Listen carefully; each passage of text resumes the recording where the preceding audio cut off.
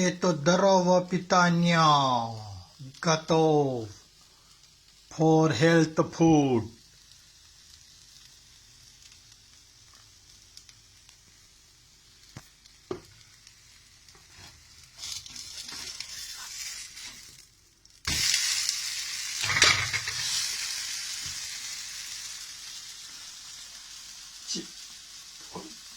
Health food, for health good food.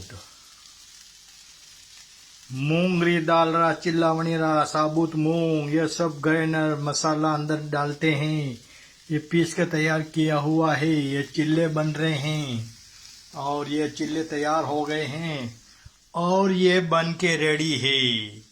गर्मा गर्म जिमो for health के लिए खाना खाइए जी। कुछ ना zdrowie, zdrowe pytania.